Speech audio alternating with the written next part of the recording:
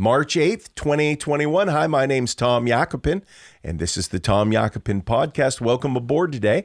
We want to talk a little bit about healthcare and some of the things that you may or may not be aware that you can do to take control of the care of your health, the vibrance that you feel, energy levels, and really boosting that secret weapon that each of us have called the human immune system. But before I introduce my guest and talk about that, I'm going to quote from an article that I read today, not fully, but much of it, from Becker's hospitalreview.com. And it is titled that fully vaccinated people don't need masks around the low-risk unvaccinated people, CDC says.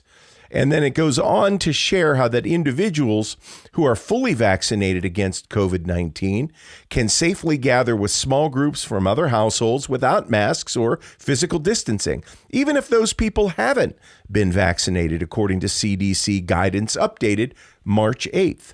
And by the way, that makes perfect sense to me, because again, if my vaccine is only effective if I'm around people that are also vaccinated, somebody ought to ask the question, what good is it for? But no, they say that this guidance represents a first step toward returning to everyday activities, the CDC said in a media statement cited by NBC News. Too, fully vaccinated grandparents can visit indoors with their unvaccinated healthy daughter and her healthy children without wearing masks or physical distancing, provided none of the unvaccinated family members are at risk of severe COVID-19, the CDC wrote, according to NBC News. And number 3, the new guidelines don't say fully vaccinated people can return to lifestyle as it was before the pandemic.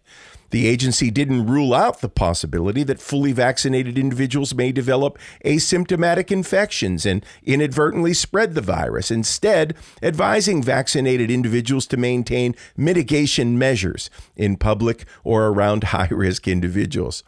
Vaccinated individuals should continue proper hand washing, avoid crowded areas, and seek out testing if symptoms develop, according to the agency. And then number 4, a person is considered fully vaccinated 2 weeks after the final dose, with 9.2% of the population receiving both doses as of yesterday, March 7th. So this is an interesting headline, and it says a couple of things to me. Number 1 is I think it's time, and I think the CDC at least is saying, especially for those of you precious grandparents and so forth who've been locked up for fear of your own health or maybe the health of others, I think it's time that you can return, right?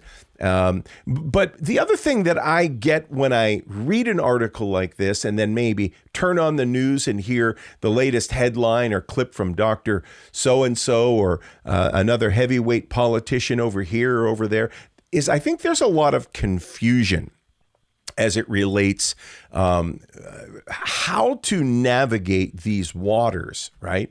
Known as coronavirus or COVID-19. How do we navigate these waters and stay healthy, right? And minimize risk for the people around us that we love. I have a special guest today, Dr. Edmund Sulkowski. Ed and I have shared radio shows. We've done television together. He has a show, Healthy Pets and Healthy People, and a radio show that we sponsor. And I think is a brilliant gentleman who has a good understanding of the human body, a good understanding of the human immune system, and how you and I can navigate these waters and maintain our best possible health. Welcome aboard, Dr. Edmund Sulkowski. Happy to be with you today. My pleasure, Tom. Thank you for asking me to appear on your podcast. You're welcome. Yep. So talk to me. When you hear that article or when you think about, where we are with so many people seeking that vaccine as a silver bullet, and yet in some cases, then being told, oh, hey, you still have to practice all of the mitigation efforts that we've been imposing or suggesting up until now. What do you have to say to people seeking to get back to some sense of normalcy while maintaining their health, Ed? Well, if you really want to look at a vaccine and address it, what's the purpose of a vaccine? A vaccine is to prevent you, in theory, from getting a disease that we have no treatment for. And that the premise of that it really is in question here when you look at what's going on. So there have always been treatments for this virus, this COVID virus. And, it's interesting, Tom. I see a lot of patients, and, for the longest time, I didn't see anybody with COVID symptoms. Let's clear something up from the get start. COVID-19 are symptoms. They're not the disease. The disease is coronavirus SARS-2. That's the infectious pathogen. COVID-19, and everybody thinks that's you caught COVID. You didn't. COVID is same symptoms as any other flu: sneezing, coughing, chest congestion, aches and pains, tiredness, and so forth. Now, of course, we kind of see that some of it has affected people with certain issues, age maybe, lowered immune system, people that have underlying conditions. But, the regular flu, influenza A and B, does exactly the same thing. So, we sit here and we look at what influenza A and B vaccines have done. Every year you're getting a new one, right? So it's not, as that virus changes, mutates, you get a new vaccine. Well, they're going by that model for this SARS-2 virus. The big difference is the SARS-2 virus is a RNA virus vaccine, and there have never been in production a viable, successful vaccine that is an RNA vaccine. And here we have one all of a sudden. And we're administering it to everybody that they can now. I mean, they had their guidelines set out before, but now they're administering it to everybody. And to me, it doesn't make sense, because there are cures there is medication, in fact, for this virus. So we're doing a vaccine for no reason whatsoever. And then we're doing a vaccine that's basically experimental, that really got pushed through very quickly without proper testing. And there's even manufacturers like Moderna, for example, who never ever made a vaccine in their history of being in business, but yet they were one of the first to the market with a vaccine. Interesting. So you brought up a great point. And you talk about the immune system. Why do we not get sick every day? Why do we encounter people left and right? We touch packages, we touch shelves, we put our hands on counters at stores. We're around people all the time. Why do we not get sick? Because we have an immune system. Now, that's why we don't get cancer. That's why we don't get all these diseases that are floating around in the world, because our body, if supported, will fight those off and protect us. And we call that the immune system. And it's funny how you opened up the show with waters, you used that term waters. That's one of the first things that's so important with your immune system, is being properly hydrated, because you are, well, everybody says 70% water, Tom, but I'll tell you, you're supposed to be 90% water. And if you're properly hydrated, your systems work. One of the things that happens when somebody goes into dehydration state, they lose the ability to think, the ability to move, and they actually die. I mean, if somebody is severely dehydrated, they're in the fetal position with their eyes back, and they're on the verge of death just from lack of water. Now, you could not eat for a while. Some of us cannot even eat for longer periods of time because we have stored fat on our bodies. But you cannot live very long in the absence of fluid, of water. So critical to keeping our immune system functioning is staying hydrated. And I say staying properly hydrated, because drinking coffee and tea and beer and wine is not hydrating, even though those are fluids. It's drinking pure water, and I'll take it to the 10th degree, pH water that is of high alkalinization, because your body is meant to be slightly alkaline. There's a big difference between people who are alkaline and people who are not, because you'll find that alkalized people that are functioning the way the body's meant to be, are healthier people. People that are not alkalized or become acidic, and they become sick. Where there's acid, there's disease. Where there's alkaline, there's health. That's simple terms. Very simple. Yeah. And it makes sense, and you don't hear a lot of people talking about the simple And I would have to think, and I think most of our listening audience would agree, that hydrating, right, drinking quality water, as you said, what is it? pH water? I What like did you pH call it? water of 9.5 or higher. And if, for example, if I had cancer, I'd want pH pH water water of of 10 or higher. 9.5 or higher. But And where do people get that? How do we know what we're drinking as far as pH water? well, they'll label it on the bottles because it's a great marketing tool right now, because people are starting to understand this alkalization of the body, and water is one of the big alkalizers, of course. On the radio show that we're fortunate enough to be able to air every Saturday morning here in the Pittsburgh area, a live show, health Health and Wellness with Dr. Ed. West Penn is actually our one of our sponsors and have been with us. I think we're Yes. 4 years into this show now, if not longer. And Tom and his group have been sponsoring one of our sponsors and making us available to the air to educate people. And we've done shows on what alkalization is and what acidity is. And if you look at your normal purified water, and I'm not going to use any names here, I have on my show though, and that's almost the same as battery acid. Coke, for example, is 6.5. And if you look at these purified waters, they're right around that range too. They're right around 6.5, 6.6. Well, you're drinking water, but you're making your body acidic. So I am a big believer, and Tom has seen this with me. I'm always carrying a bottle of 9.5 pH water. You can buy it in several places. They actually have machines that you can make it in your own home. They're expensive. Some of them are better than the others. But what I like about the purchased bottled water that's manufactured as pH alkalized water is most of them are structured water. So they're stable. pH water that you make in your home with even the best machine, which costs about $5,000, will only last a couple days, and you have to be careful not to put it in stainless steel. It can only be in glass or plastic. So I like this structured water because you're getting this alkalization by drinking this water. And you can go on the internet, Tom, and read about it, and it'll say alkalizing waters do nothing for you. And I would agree with what I read online. Directly speaking, pH of 9.5 or better water does nothing for you directly. Tap water 7 on average. That's the neutral point. So anything above 8 is considered alkalized or alkalizing. So how this works is you drink this water, and we have stomach acid. Most of us who aren't on some kind of stomach acid suppressor have stomach acid. And it's about 2.5 for the average person.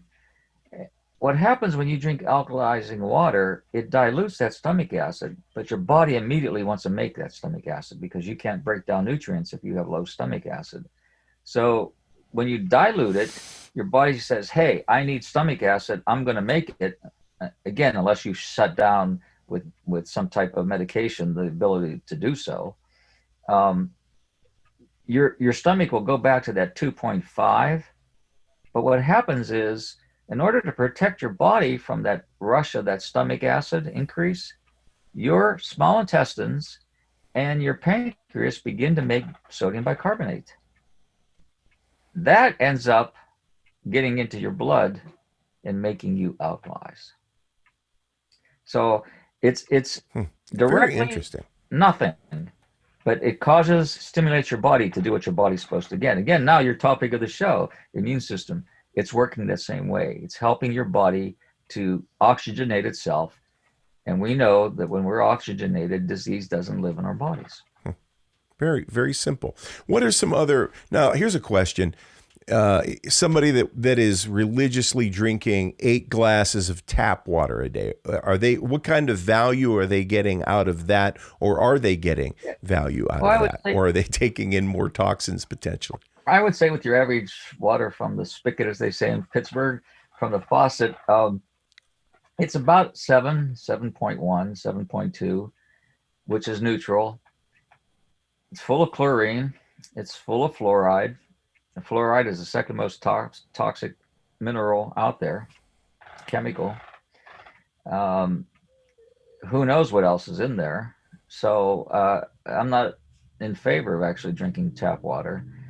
I'm not in favor of drinking reverse osmosis water either, because that's very acidic, because it takes all the minerals and everything out. It's the minerals in the water that makes it alkaline. So, I believe in drinking this alkalized water and staying away from all these other sources of water. People think, I drink coffee, so I'm drinking a lot of fluid. Well, coffee is actually a diuretic, so it potentially can dehydrate you. So can tea, alcohol for sure. But there are some ways that you can actually increase, because to answer your question directly, you're gaining fluid when you're drinking tap water. You're hydrating yourself. Certainly much a slower rate than you would if you were drinking alkalizing water. But if you add... Got it. What about distilled water? Well, distilled water, I think it's great to drink if you're trying to reduce the amount of minerals in your body. Distilled water is the same as reverse osmosis. So distilled water actually pulls calcium and magnesium and other minerals out of your body. So if you're toxic in one of those for a short period of time, distilled water works very well. But in the long range, it will deplete you of those minerals that you absolutely need. So long term, distilled water or reverse osmosis water is not a good idea. But if you want to drink coffee and Thank you. a little hydration from it, put some sort of good fat, butter, coconut oil, olive oil, avocado oil, any of these fats that you would mix into a heavy cream that you would mix into your coffee goes from a dehydrator to a hydrator. So would tea. Ooh, so, I like the heavy cream. So that gives me an added incentive to throw some of that in there every once in a while. Absolutely. And so you can still drink your coffee without becoming dehydrated. I mean, you think about it, a lot of people say, hey, I can't start my day without a cup of coffee because I'm able to do my daily business before I leave the house. You know what I mean? And that's because of the coffee's dehydration, the ability for it to take water out of your cells, pull it into your intestinal tract, and allow you to move your bowels, for example. And everybody knows, you go to a coffee shop and you sit there with friends and drink coffee, everybody's just running back and forth to the bathroom, because their body is losing its fluid. But put some fat in there, and that's not going to happen as much. Got it. What are some other points or pointers that you might want to share with people who are, very concerned? As I said, there's a lot of information being passed from house to house, grandma to neighbor to Aunt Millie to cousin Joe, and not all of that information is probably viable or maybe, reliable. Speaking to people who might be living in fear, or maybe some people who have loved ones in fear, who haven't presented any major issues, what would you say to people about relaxing and looking toward getting back into a normal lifestyle routine, Dr. Sulkowski? And we're going to have to bring this to a close in just a few moments, but pointers, tips, exercise. How important is it to get out and enjoy the sunshine? And I'm not trying to sell anybody on this. I just want to know. Well, it's like this. Everybody's in fear and they're forgetting how to live. So worried about dying, they're forgetting how to live. And, these viruses, in fact, are self-limiting. I don't care what virus it is self-limiting for the most part. So if you look at this past year, and we've been 12 months now in this living in fear, people are angry, they're upset, they're frustrated, they're having financial problems over nothing, because I think this was all brought in for a purpose. Whole topic for a whole nother show. I've had how many patients here that told me that it was the mildest flu they ever had? They had sniffles. Some of them both tested positive. Spouses. The wife didn't even know she had it because she tested positive for it, never had one sign or symptom. She knew she had it because her husband had a cold for 5 days, and he tested positive. I've seen people with a vaccine that have put themselves to bed after the second vaccine for 3 or 4 days because they were so sick. So the virus isn't what we're told. Neither are masks, neither are the vaccines.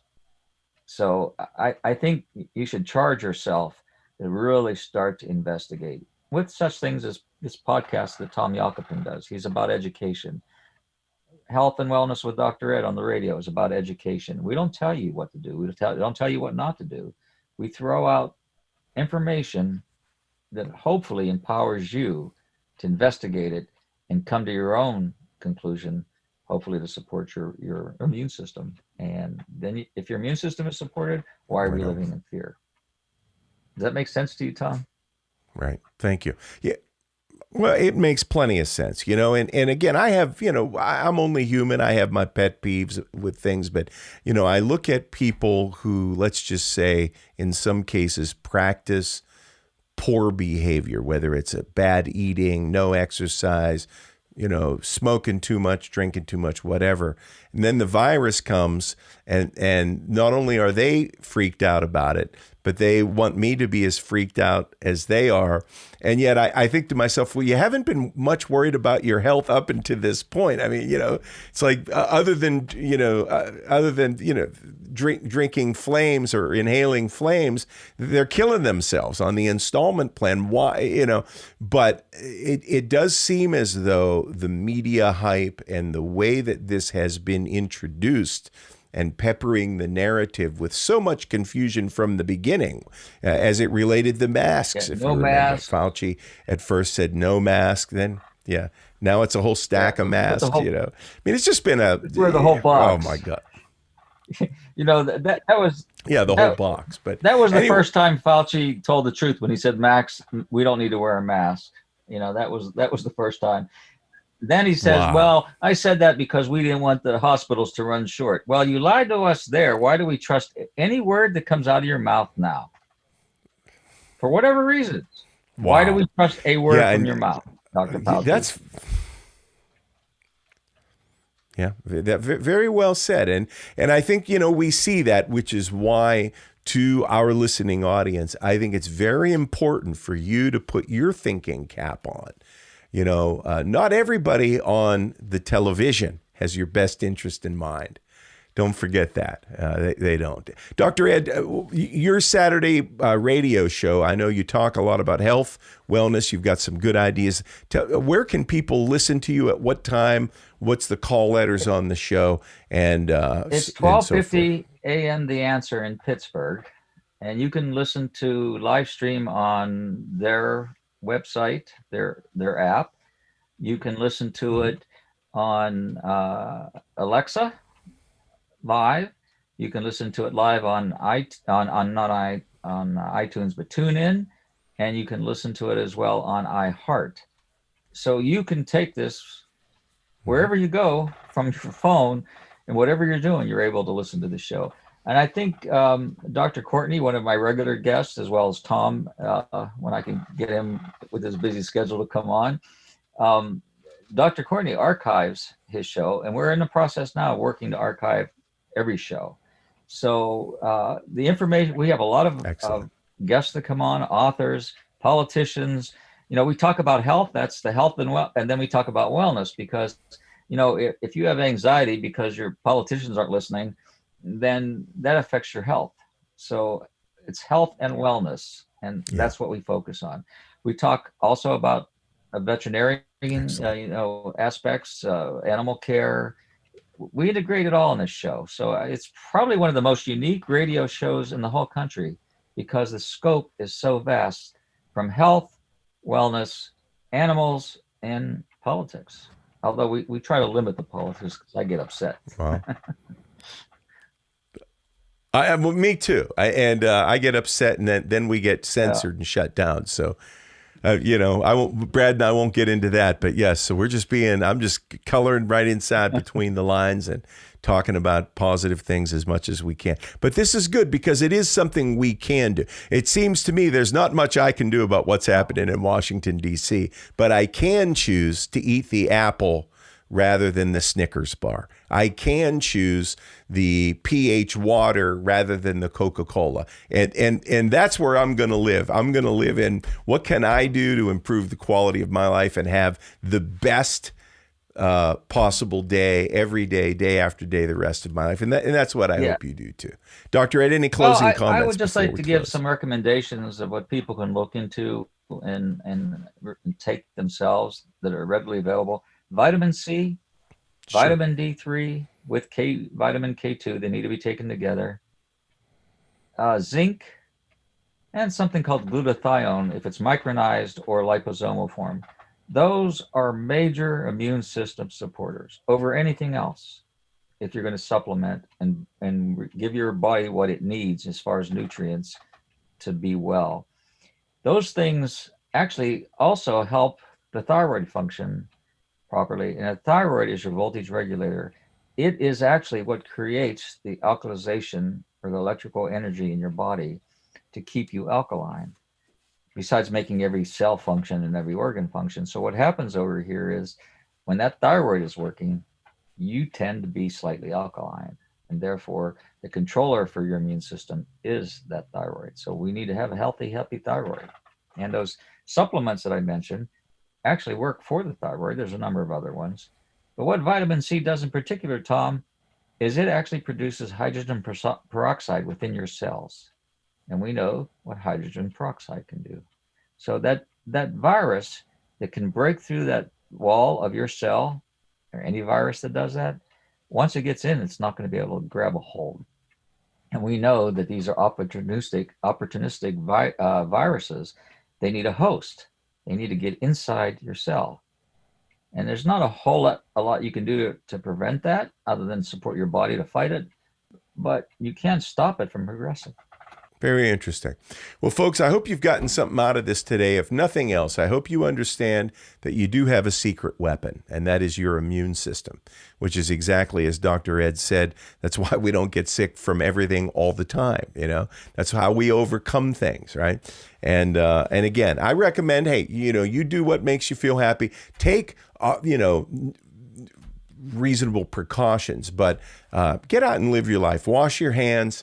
Get out in that sun, exercise. I can barely walk today because we were exercising all week, Dr. Ed, up in Venango County. We found some new trails to hike on, and Melissa, being the avid runner that she is, she can walk and walk and walk. And we got out about 3.5 miles, and I'm like, hey, man, we have to go back. So anyway, all right, ladies and gentlemen, thanks for tuning in. My name's Tom Yakupin.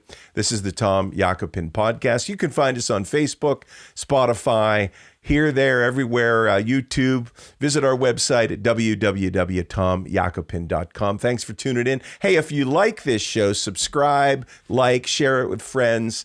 You can send us money, 10s and 20s preferably. Thanks, and have a great day. Bye now.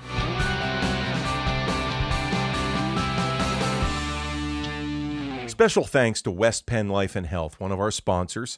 You can find them online at westpennlife.com, specializing in affordable life, health, Medicare, and retirement solutions.